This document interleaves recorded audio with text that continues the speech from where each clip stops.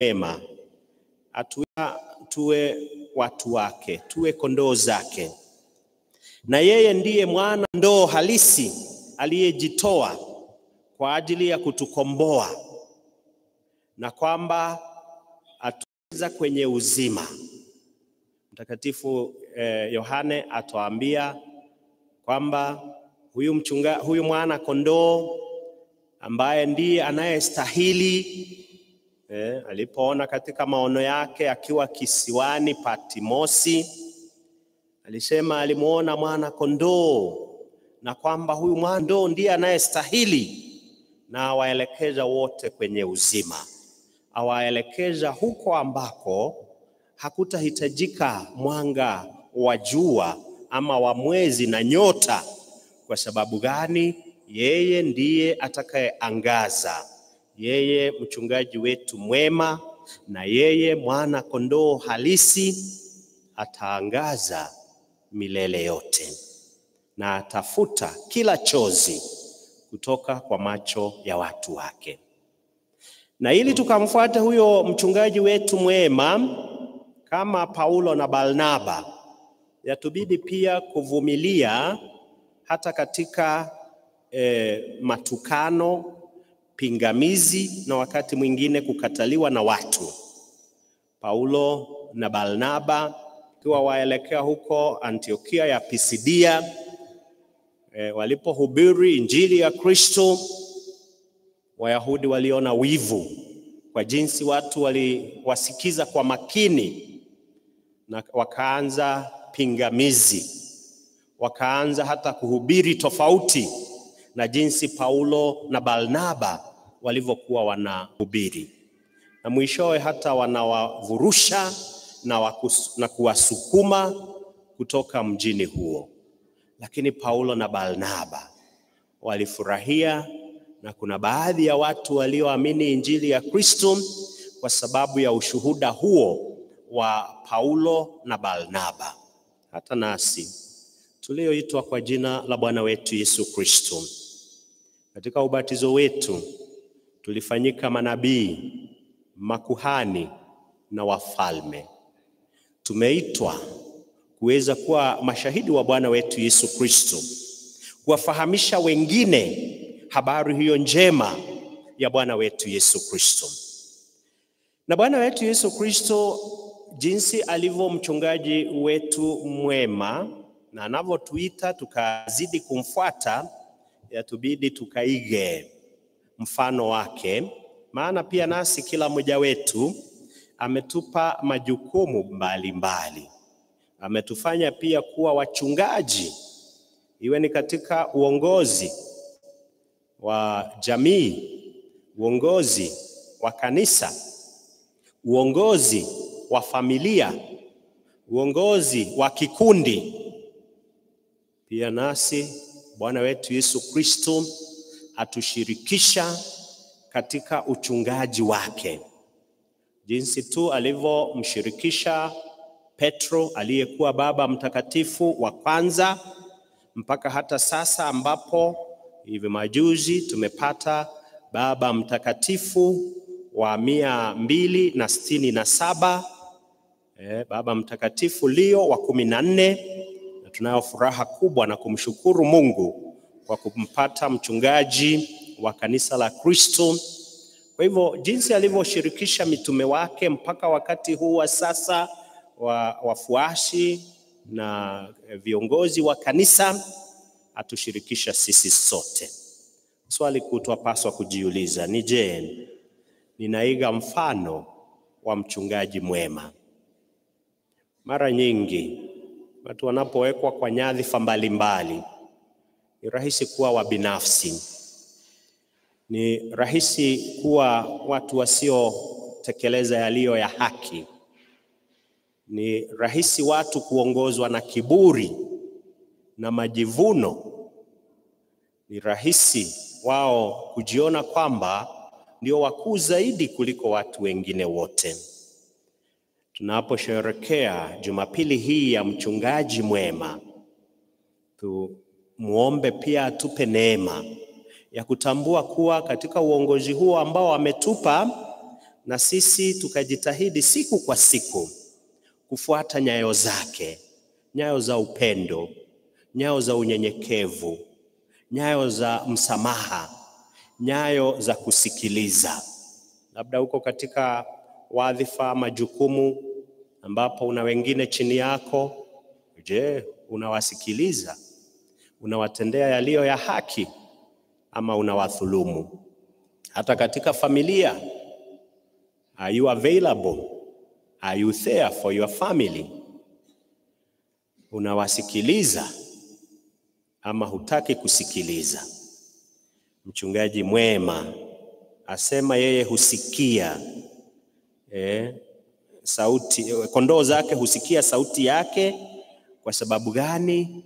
Yeye awapa nafasi wamuite, na kwa hivyo asikia sauti wanapoita. Je, sisi husikia hata kilio cha wengine? Sisi husikia hata shida za wengine ama hatutaki kusikiliza? Na dunia yetu imejaa kelele nyingi sana. Sijui kama wakati mwingine tuna nafasi ya kubagua na kutambua sauti ya mchungaji wetu mwema. Unajua siku hizi kuna kelele, iwe ni ya televisheni, kelele ya simu ya rununu, kuna kelele za midundo mingi ya muziki, iwe ni raga, iwe ni hip hop, iwe ni gani. Tuna nafasi ya kumsikiliza Bwana wetu Yesu Kristo. Tuna nafasi ya kuwa na unyamavu huo wa kumpa Bwana wetu Yesu Kristo nafasi aongee nasi. Twamtambua Bwana wetu Yesu Kristo katika sala zetu, katika neno lake na katika ndugu na dada.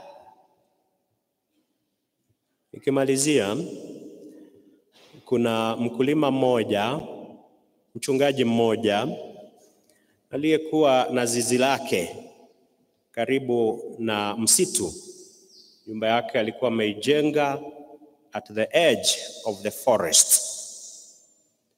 Na wakati mmoja kuna kondoo mmoja mdogo alipata kuna mwanya kwenye zizi, na kwa hivyo akatoka yeye, na kwa sababu kulikuwa usiku hata hakujua anakoenda.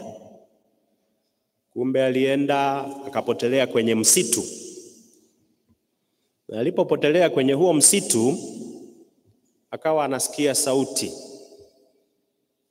sauti kuu inaitana ama inalia.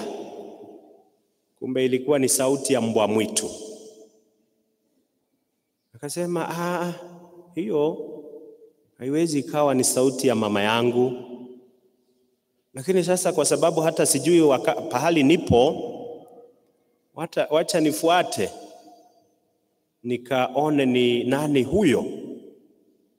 Hivyo kondoo mjinga akawa tu anafuata, anaelekea kwenye sauti ya mbwa mwitu ilipokuwa inaitana. Na akawa anaenda polepole polepole, akawa anamkaribia yule mbwa mwitu, na mbwa mwitu naye akamkazia macho tayari kumrarua. Kondoo akajawa na hofu nyingi sana.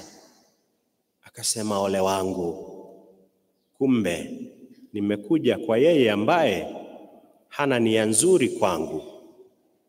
Kwa hivyo alijilaza tu, akajua sasa mimi nimekwisha. Na wakati tu amejilaza hivyo, akasikia amekamatwa na ameinuliwa, na hata amewekwa kwenye mabega. Kumbe mchungaji alifahamu kondoo wake mmoja amepotea, na akawa yuko mbioni kutafutana naye. Wakati huu tu alipokuwa karibu afikie mbwa mwitu, Mchungaji alimshika mikononi mwake na kumkamata na kumpeleka tena kumrudisha kwenye zizi. Mchungaji wetu mwema, Bwana wetu Yesu Kristo, atulinda na hatari zote na mabaya ambao yaweza kutupata, atuepusha nayo. Na kwa hivyo leo kumtumainia yeye na kuweka nia zetu na kuomba muongozo wake, kama Zaburi ya leo inavyotukumbusha, sisi tu watu wake, taifa lake na kondoo wa malisho yake. Tukubali kuongozwa, kushikwa kwa mkono wa Bwana wetu Yesu Kristo, mchungaji mwema, akatuongoze kwenye utulivu, kwenye malisho yaliyo mema na hatimaye kwenye uzima. Tumsifu Yesu Kristo.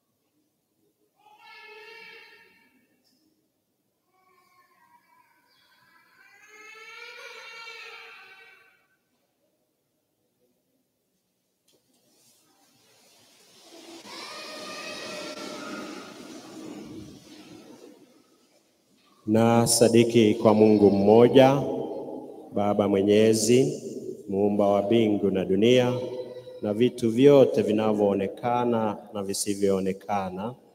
Na sadiki kwa Bwana mmoja Yesu Kristo, mwana pekee wa Mungu, aliyezaliwa kwa Baba tangu milele yote, Mungu aliyetoka kwa Mungu, mwanga kwa mwanga, Mungu kweli kwa Mungu kweli, aliyezaliwa bila kuumbwa, mwenye umungu mmoja na Baba, ambaye vitu vyote vimeumbwa naye.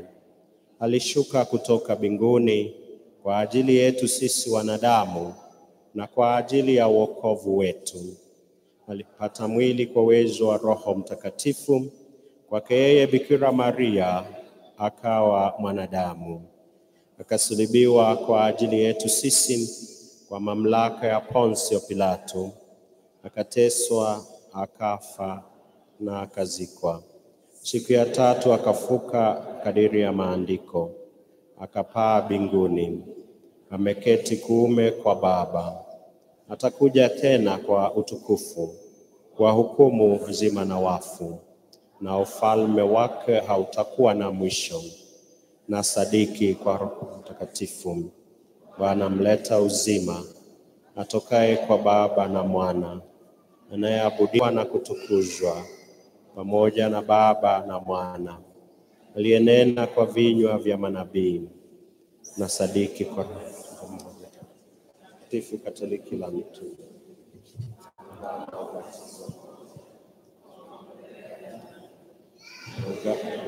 kwa wafu na uzima wa milele.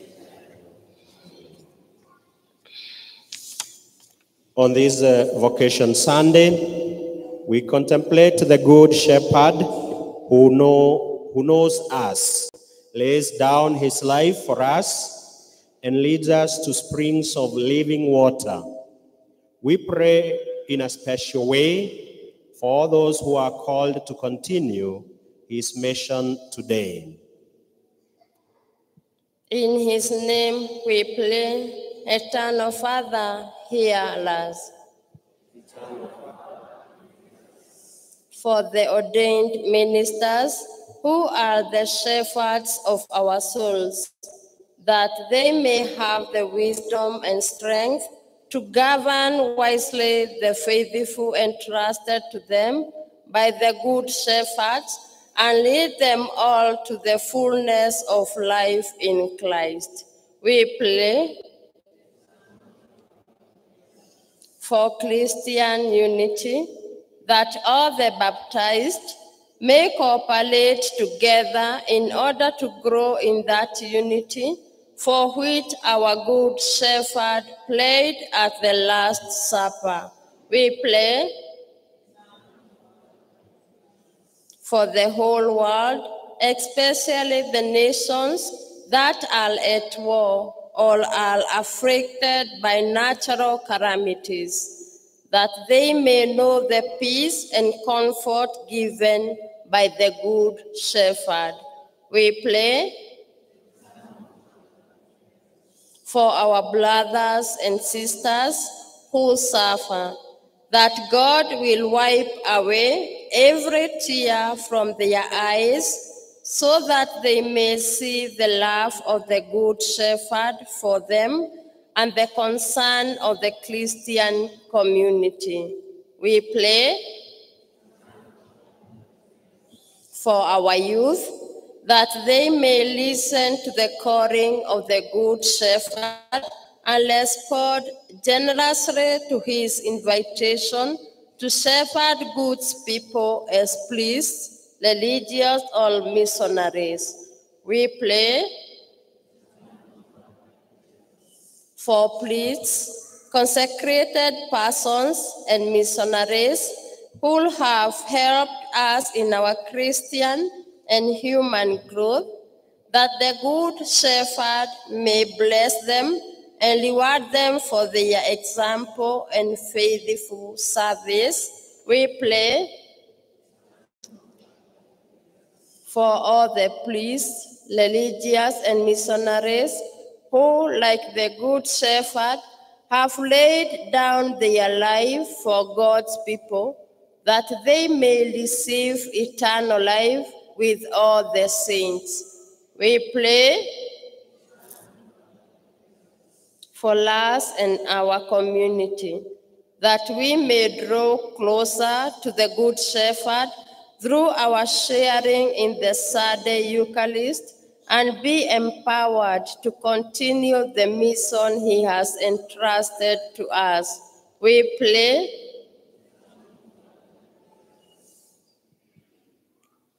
for our newly elected Holy Father, Leo XIV, that the good Lord may grant him graces as he continues to shepherd the flock entrusted to him. We pray, eternal shepherd. Yeah.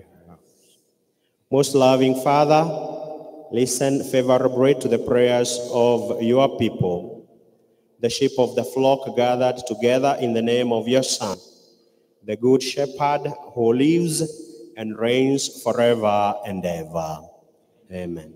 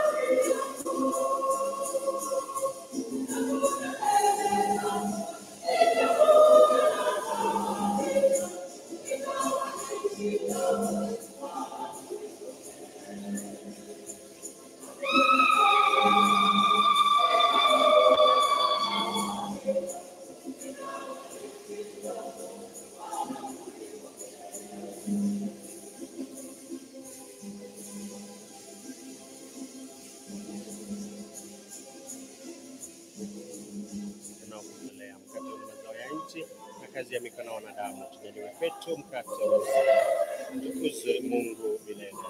Tukuzwe Bwana Mungu wa ulimwengu, maana kwa wema wako tumepokea divai tunaokutolea.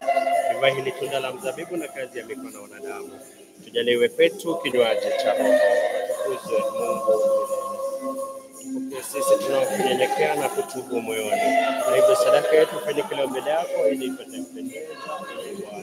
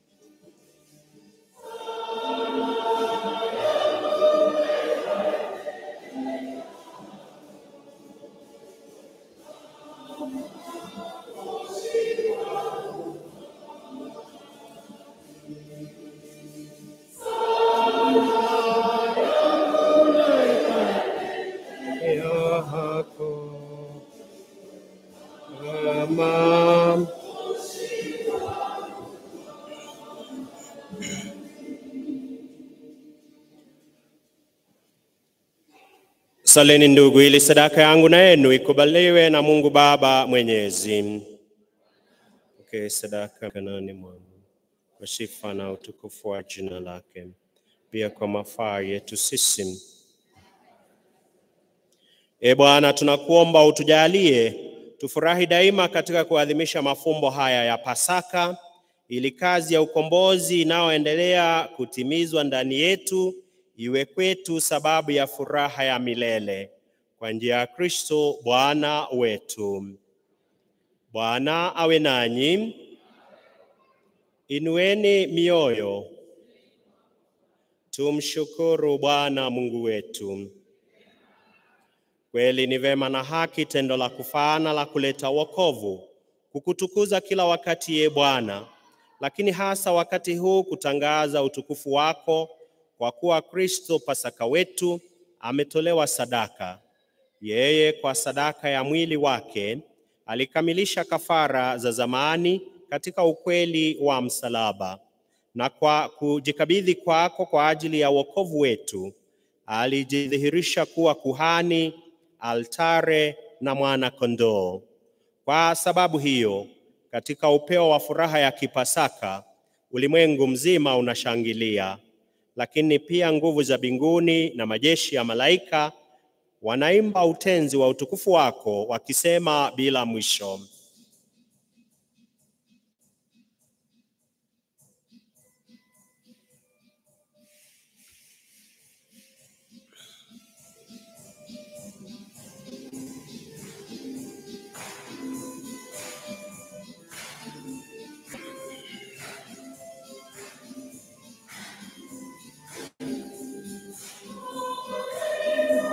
Mtakatifu Bwana Mungu wa majeshi, na nchi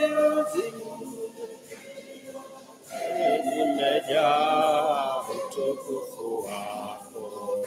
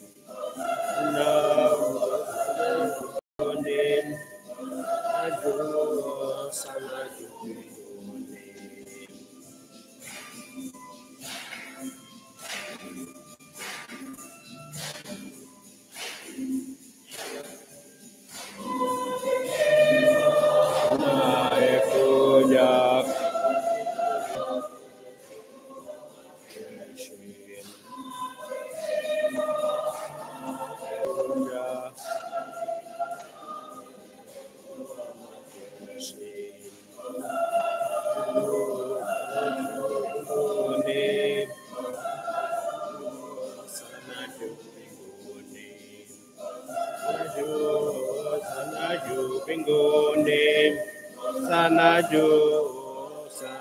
juu mbinguni.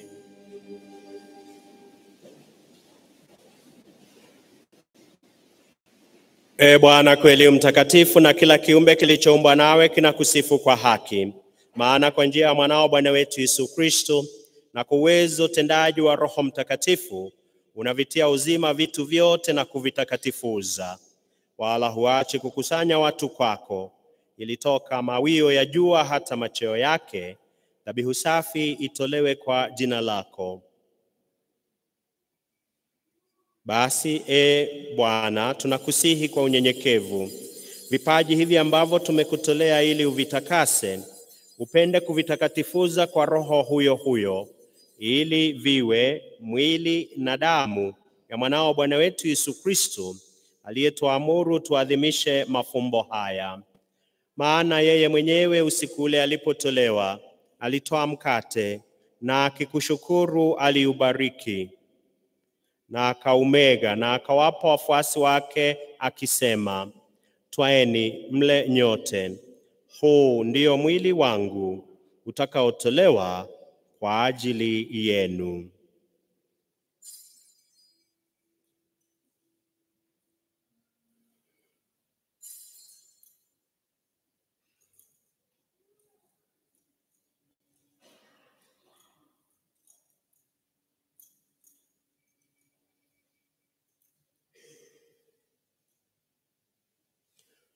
Vivyo hivyo baada ya kula, akitoa kikombe na kukushukuru, alikibariki na akawapa wafuasi wake akisema, "Twaeni mnywe nyote. Hiki ndicho kikombe cha damu yangu, damu ya agano jipya na la milele, itakaomwagika kwa ajili yenu na kwa ajili ya wengi kwa maondoleo ya dhambi.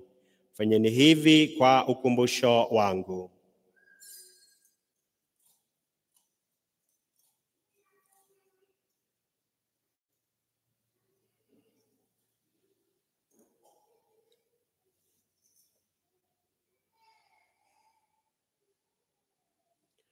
Fumbo la imani.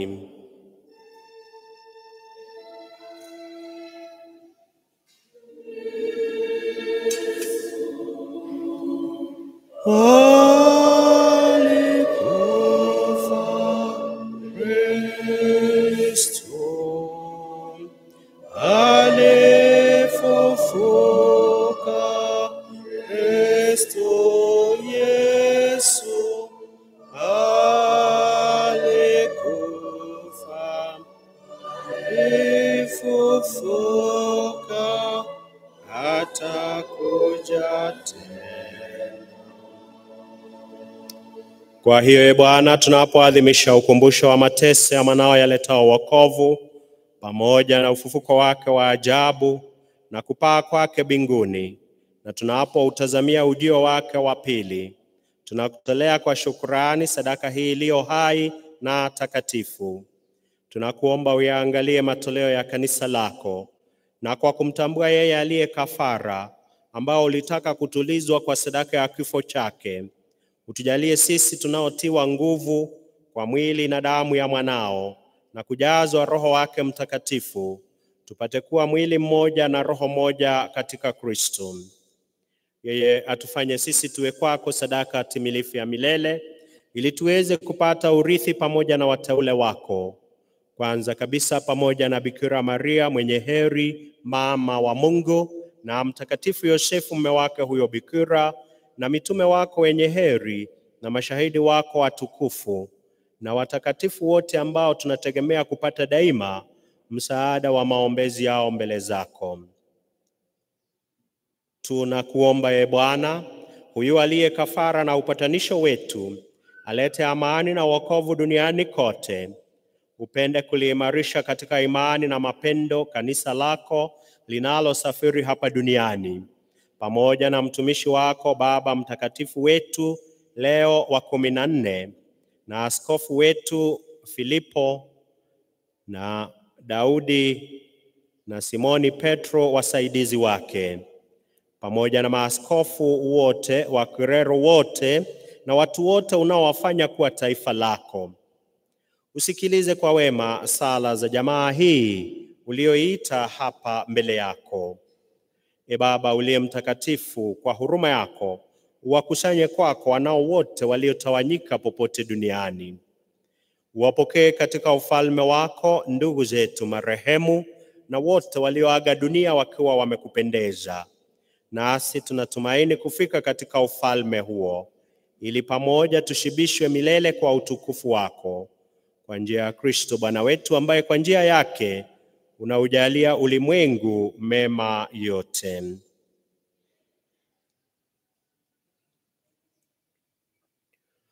Kwa njia yake, pamoja naye na ndani yake, wewe Mungu Baba Mwenyezi, katika umoja wa Roho Mtakatifu, unapata heshima yote na utukufu milele na milele.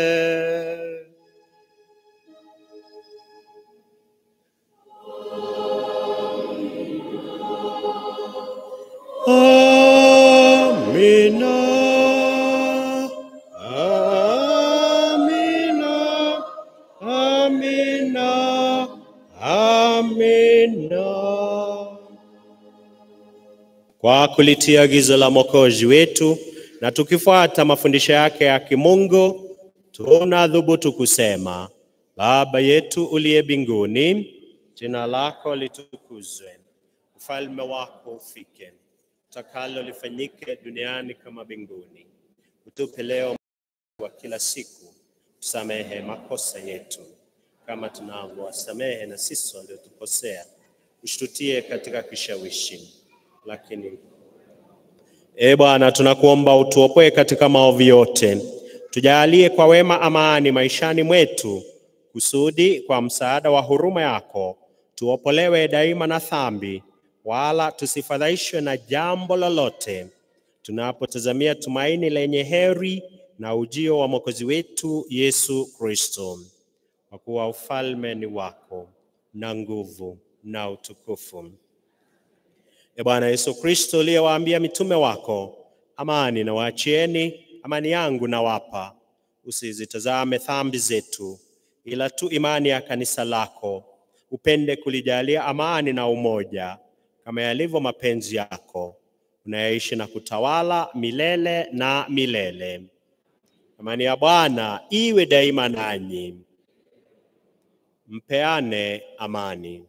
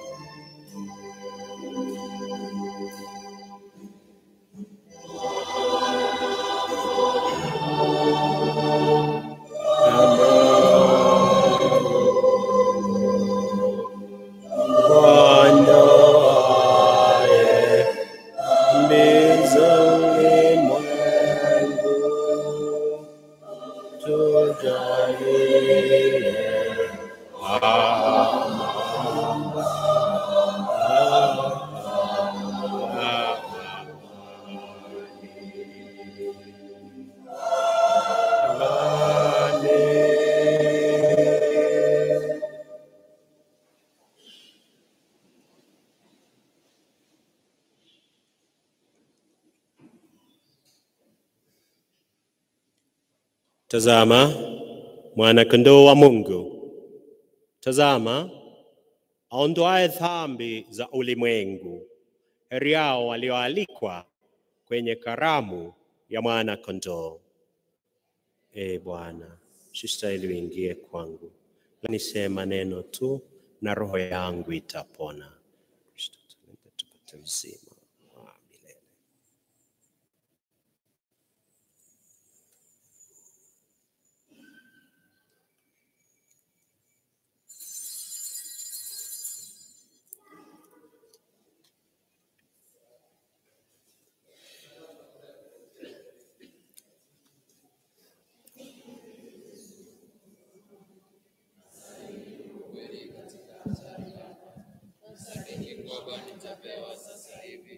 mwili wako na damu yako, pamoja na roho yako na umungu wako. Nasadiki kwani ndiye ulitueleza Yesu mwema, na kuabudu katika hostia takatifu, na kuugama ndiwe Muumba wangu na Bwana wangu, na kunyenyekea na kutolea heshima na chote changu. Bwana wangu, sistahili ingie kwangu, kwani mkosefu mimi. Na kuomba uniondolee dhambi zangu, unitakase kabisa, nipate kupokea kwa moyo mwema. Ee Mungu, umenifumba katika sakramenti ya Ekaristi, kwa sababu umenipenda mno. Unitie moyo wa kupenda sana, vile vile unavyonipenda. Amina.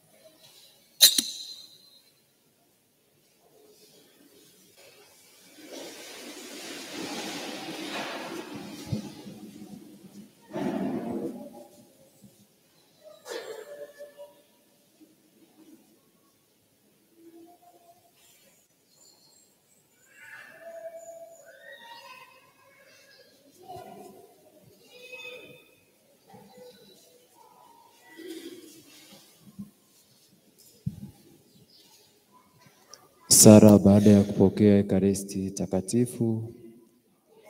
Kristo Mwokozi wangu, nasadiki huko maji ya ubavu ya Kristo yanichangamshe, mate ya Kristo nguvu yanizidishie. Yesu, unisikilize, katika madoda yako unifiche, usikubali nitengwe nawe, na adui mwovu unikinge. Saa ya kufa kwangu uniite, uniamuru kwako nije, na watakatifu wako wanitukuze milele na milele. Amina.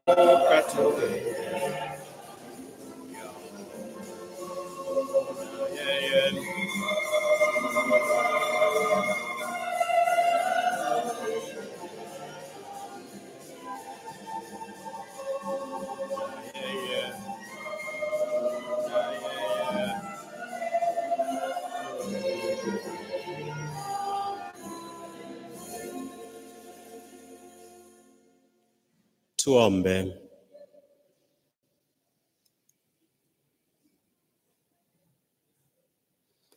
Mchungaji mwema, ulitazame kwa wema kundi lako na kondoo uliowakomboa kwa damu ya dhamani ya mwanao, upende kuwaweka kwenye malisho ya milele kwa njia ya Kristo Bwana wetu.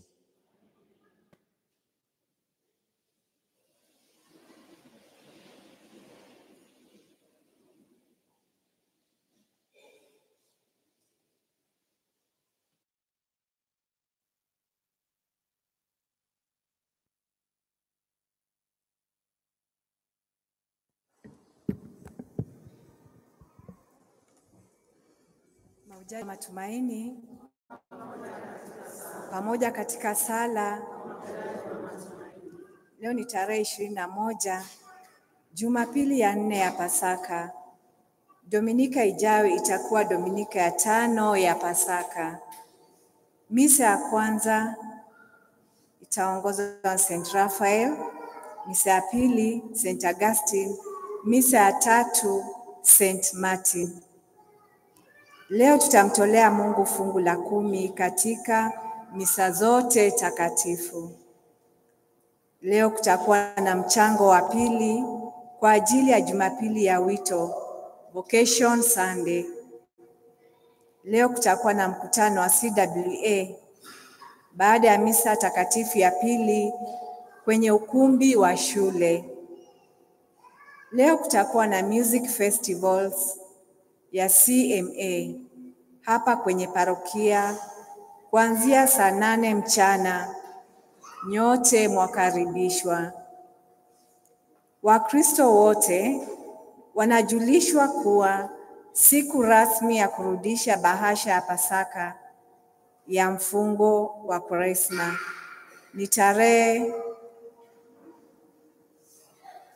ni Jumapili ijayo tarehe 18 katika misa zote 3 takatifu. Viongozi wa jumuiya wanaombwa kurejesha questionnaire ya Lenten campaign kwenye ofisi ya kanisa kabla ya tarehe 18 mwezi wa 5. Tangazo la ndoa kwa mara ya kwanza. Tunatangaza ndoa kati ya Samuel Gidambo Ngonjiri, mwanawe Francis Ngonjiri Macharia na Juliet Gathoni Ngonjiri kutoka Divine Mercy Kariobangi South. Akitaka kumwoa Jocelyn Kawera bintie Gikunda Ikiara na Angeline Ngito Mngatia kutoka Divine Mercy Kariobangi South. Aliye na kizuizi amjulishe baba paroko kwenye ofisi. Muwe na wiki ya mafanikio. Mahujaji wa matumaini pamoja katika sala.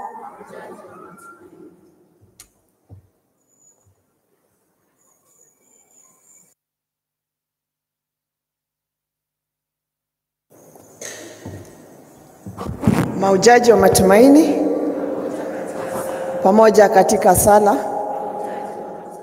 Kina mama, happy Mother's Day. Happy Mother's Day. Father Paul, asante kwa nafasi hii ya kuwajulisha, ya kuwatakia kina mama wetu happy Mother's Day. A mother is a pillar of our family. She is the strength of her family. She is the final action plan in our families. So she is special. Ndio maana mama anasherehekewa siku ya leo. Na katika kusherehekea siku ya leo, mapadri wetu wamehona siku ya kina mama na kututengenezea keki. Kwa hiyo baada ya baraka ya mwisho wa kina mama, tuna keki pale nje. Ukiwa wewe ni mama, usiache keki kwa sababu ukiacha umeacha pisi yako ya Mother's Day. God is good. Mahujaji wa matumaini pamoja katika sala. Thank you.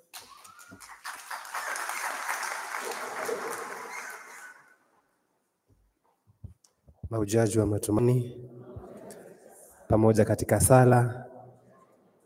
Kwa mama wote walio hapa ndani, happy Mother's Day.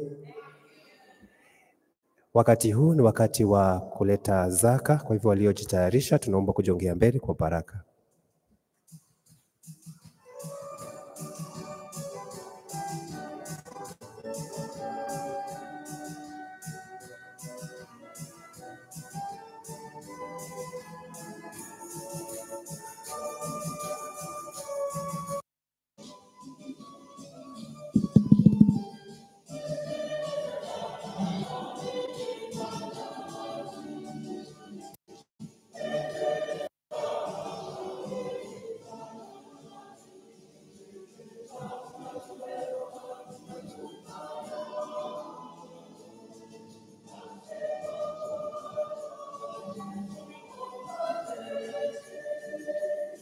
Mungu Baba Mwenyezi, uliyesema kuwa kupitia kwa neno lako umetuamuru kutoa shukrani kwa sehemu ndogo ya yale ambayo umetujalia, na pia kanisa linatuamuru kusaidia kanisa kwa zaka.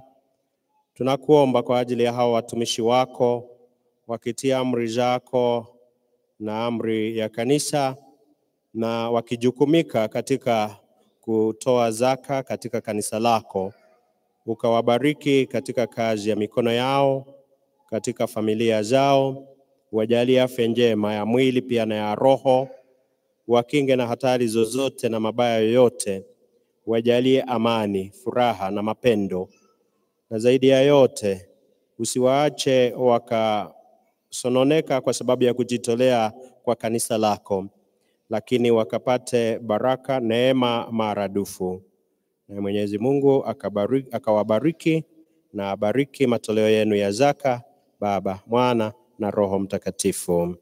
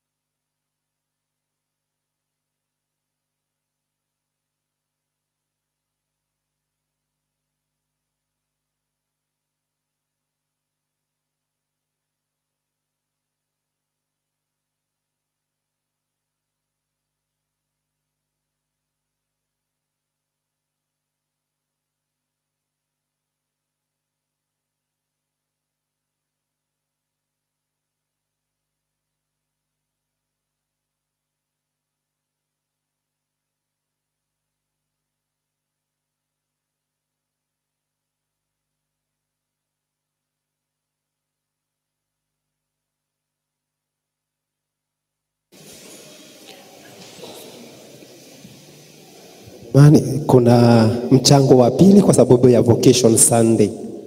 Poleni. Kwaya tusaidie na wimbo.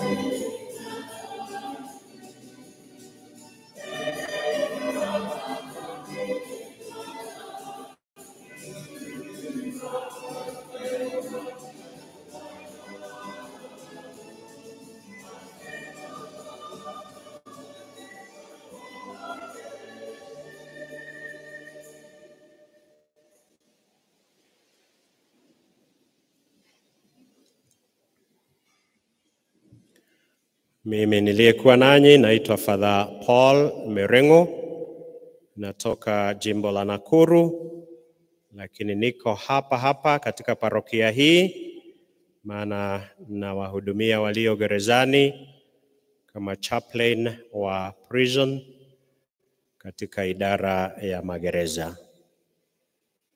Bwana awe nanyi. Awabariki Mungu Mwenyezi, Baba na Mwana na Roho Mtakatifu. Misa imekwisha, nendeni na amani.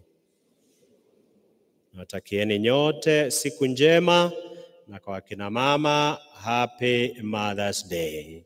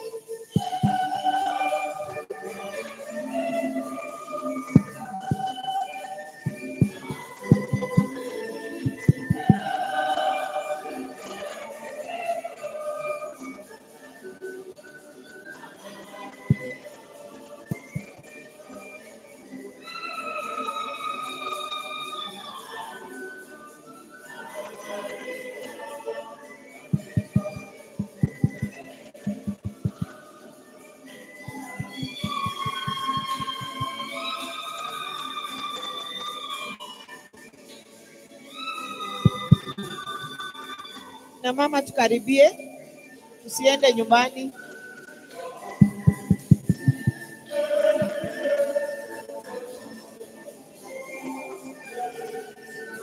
Maujaji wa matumaini pamoja katika sala. As Divine Mercy Mothers, today we celebrate the Mother's Day. Happy Mother's Day. You have a cake to share as we strengthen our families. We go strong, we pray for our families. God is good. I request two mothers to come and join me here. Two mothers, one of them.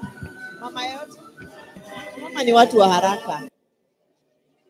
Thank you. It's okay. Something to say?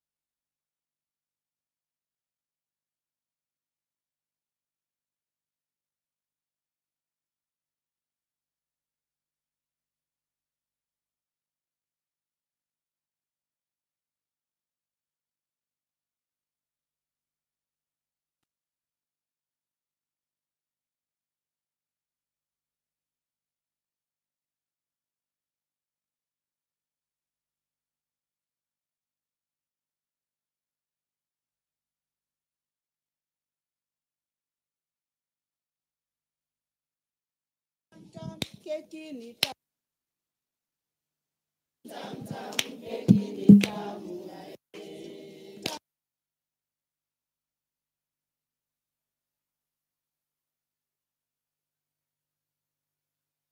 Tam tam tam, keki ni tamu ae. Tam tam tam, keki ni tamu ae.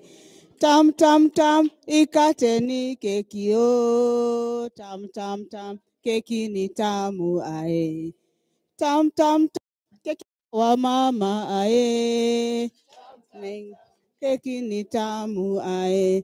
Kata kata, kata kata.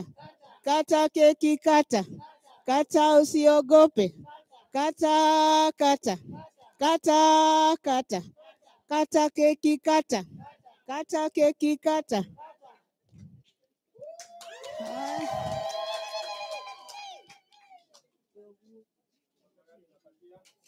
Moderator wetu atatusimamia.